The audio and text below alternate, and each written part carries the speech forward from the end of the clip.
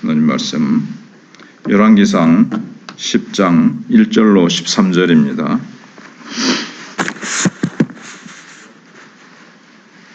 스바의 여왕이 여호와의 이름으로 말미암은 솔로몬의 명성을 듣고 와서 어려운 문제로 그를 시험하고자 하여 예루살렘에 이르니 수행하는 자가 심히 많고 향품과 심히 많은 금과 보석을 낙타에 실었더라. 그가 솔로몬에게 나와 자기 마음에 있는 것을 다 말하매 솔로몬이 그가 묻는 말에 다 대답하였으니 왕이 알지 못하여 대답하지 못한 것이 하나도 없었더라. 스바의 여왕이 솔로몬의 모든 지혜와 그 건축한 왕궁과 그 상의 식물과 그의 신하들의 좌석과 그의 시종들이 시립한 것과 그들의 관복과 술관원들과 여호와의 성전에 올라가는 층계를 보고 크게 감동되어 왕께 말하되 내가 내 나라에서 당신의 행위와 당신의 지혜에 대하여 들은 소문이 사실이로다. 내가 그 말들을 믿지 아니하였더니 이제 와서 친히 본즉 내게 말한 것은 절반도 못되니 당신의 지혜와 복이 내가 들은 소문보다 더하도다. 복되도다. 당신의 사람들이여 복되도다. 당신의 이 신하들이여 항상 당신 앞에 서서 당신의 지혜를 들음이로다. 당신의 하나님 여호와를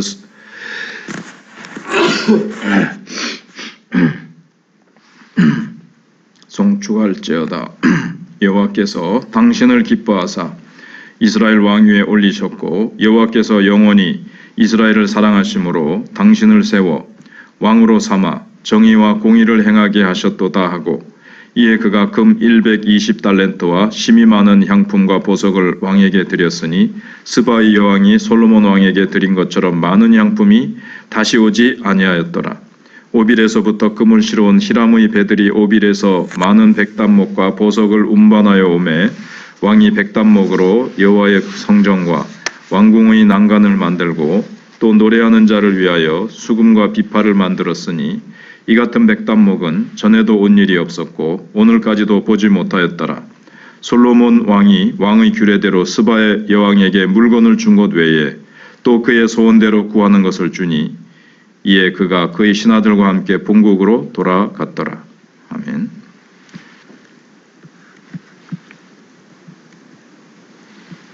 오늘 말씀의 주제는 솔로몬에 대한 외적인 평가가 넘치는 반면에 본질적인 영역에 대한 평가는 참 부족한 것을 우리가 볼 수가 있습니다. 그래서 우리는 이 외적인 화려함, 그 뒷면에 흐르는 이 부정적인 기류가 오늘 본문을 보면 솔로몬이 명성의 절정을 누리면서 소위 멋있어 보이고 화려해 보이지만 뭔가 그 뒷면에 부정적인 분위기가 좀 기류가 느껴진다는 겁니다. 지금 부와 명성을 얻는 과정만큼이나 하나님이 주신 것들을 이제 어떻게 사용하느냐도 중요합니다. 그래서 하나님께서 선물로 주신 이유를 이제 스스로 물어보고 하나님의 영광을 드러내기 위해서 하나님이 주신 이 많은 축복들을 어떻게 사용할지에 대해서 우리는 기도하면서 모색해야 됩니다. 자칫 잘못하면 소수만 독점적으로 그 혜택을 누리는 것은 아닌지 이제 살펴봐야 됩니다. 그래서 솔로몬의 그 명성의 원천이 어디 있는가 하는 겁니다. 솔로몬의 명성의 원천은 여호와의 이름입니다. 하나님께서 약속하신 것이었고 스바 여왕의 방문은 그 명성의 절정을 보여주는 사건입니다. 그러니까 지금 얼마나 많은 사람들이 다른 타국의 왕들이 줄을 이어서 솔로몬을 찾아왔는지 이루 헤아릴 수 없는데 그 중에 대표로 이제 스바 여왕이 방문을 이렇게 기록해 놓은 겁니다. 솔로몬의 그 영광의 극치, 절정, 그리고 거기에 대표적인 스바 여왕의 방문. 이게 이제 이렇게 대표적으로 기록이 되어 있는 겁니다. 근데 스바 여왕이 와서 정말 매료되고 감탄한 것은 솔로몬이 가진 그 지혜, 그가 이룬 이 건축물, 또 솔로몬이 이렇게 앉아있는 의자, 계단, 그 밑에 시립해 있는 신하들이 입고 있는 옷부터 시작해서 막 이런 것들에 그냥 막 눈이 휘둥그레지고 막 정신이 없는 거죠. 그러나 그것만큼 솔로몬의 어떤 성품이나 솔로몬의 그 하나님을 향한 그 믿음에 대한 칭찬은 뭐 거의 언급되지 않고 있습니다. 그래서 스바 여왕은 그 외적인 것, 그리고 당신의 지혜, 물론 한마디 하죠. 당신에게 지혜를 주신 여호와를 송축할지로다.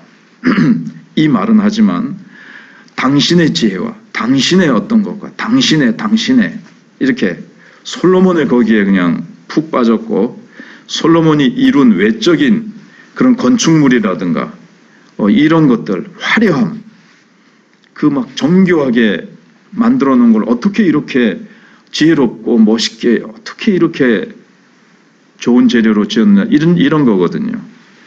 그리고 왕궁, 음식, 그가 거느리고 있는 신하들, 성전으로 올라가는 계단, 거기에 감동했지만 성전 자체와 성전 안에 임재하시는 하나님의 그 놀라운 영광, 그 하나님의 임재에 사로잡히고 이런 것을 주신 그 하나님 송축합니다라는 한마디가 있긴 하지만, 그래도 성경을 읽어보면 뭐 계단부터 해가지고 이런 외부적인 모양, 외향에 그냥 너무 사로잡힌 것이지 하나님에 대한 어떤 감동은 부족한 것을 보게 됩니다. 그래서 결국 솔로몬이 보여준 것은 자신의 지혜일까 아니면 하나님의 지혜일까, 이걸 우리가 이제 생각해 볼 수가 있죠. 분명히 하나님이 다 주신 것이고 하나님의 이름으로 이 모든 축복이 임했습니다. 그런데 거기서 솔로몬의 지혜, 솔로몬의 어떤 영광, 그래서 솔로몬의 영광으로도 잊고만 못했느니라. 하나님이 물론 하나님의 일을 위해서 솔로몬에게 영광을 입혀주셨지만 그 영광을 가지고 솔로몬은 과연 하나님을 바라보고 하나님의 그 영광을, 솔로몬에게 영광을 입혀주신 하나님의 영광, 그 솔로몬에게 이런 지혜를 주신 하나님의 그 어마어마한 지혜를 볼 수 있도록 했느냐 하는 것을 우리가 한번 질문해 봐야 된다는 거죠. 그리고 솔로몬의 이 경제적인 업적은 눈이 부실 정도였습니다. 하루에 먹는 그 음식의 양이라든가 그 밑에서 그 솔로몬의 지혜와 영광을 듣고 보고 누리는 그 신하들, 정말 솔로몬의 통치는 전무후무한 부를 가져왔습니다. 막대한 부는 화려함을 넘쳐서 사치로 사실은 이어지는 부분이 있습니다. 그렇게 많은 음식들, 근데 그게 그냥 막 쓰고도 남고 백성들도 그것을 풍성히 막 정말 누리느냐, 어느 정도 누렸겠죠. 그러나 나중에 보면 이제 솔로몬이 죽고 르호보암이 이제 왕위를 물려받았을 때 이제 그 사람들이 와가지고 얘기를 하죠. 이제 당신의 아버지 솔로몬은 너무 이렇게 건축물을 짓고 나라를 정비하느라고 우리가 많은 세금을 냈고 우리가 많이 힘들었다. 당신은 어떻게 하겠느냐?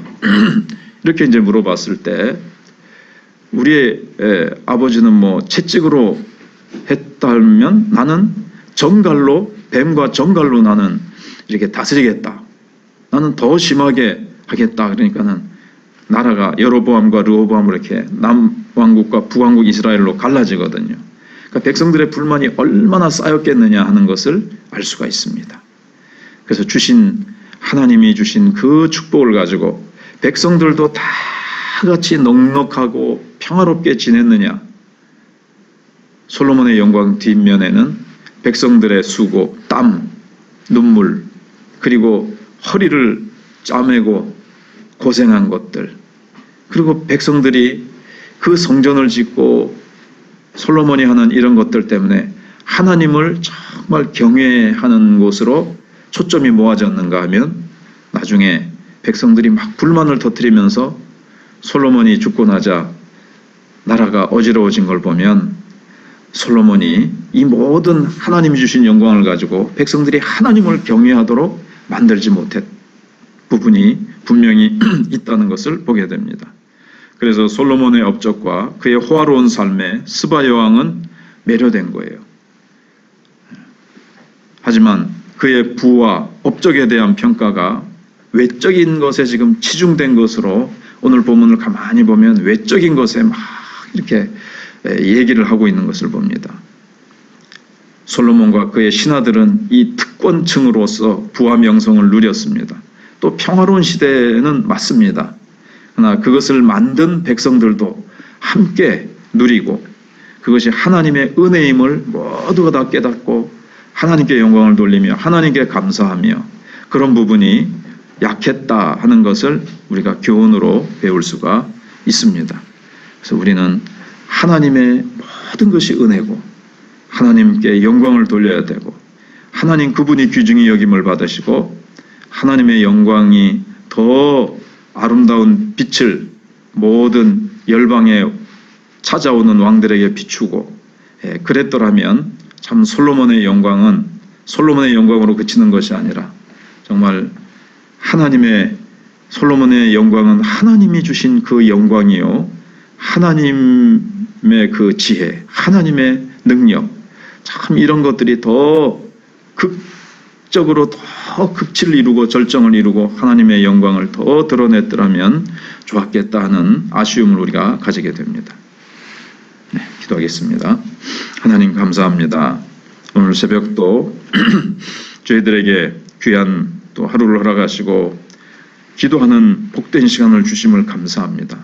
우리가 늘 엎드려서 우리를 살피고 하나님이 주신 축복과 은혜를 나는 잘 하나님의 영광과 하나님 나라 건설을 위해서 어떻게 사용하고 어떻게 아름답게 사용하고 있는지를 성찰하게 하시고 나라는 존재는 하나님을 위해서 어떠한 사명이 있어서 어떻게 이 모든 주신 은사와 이 모든 기회와 환경들을 그리고 하나님이 이 주신 젊음들이 잠깐인데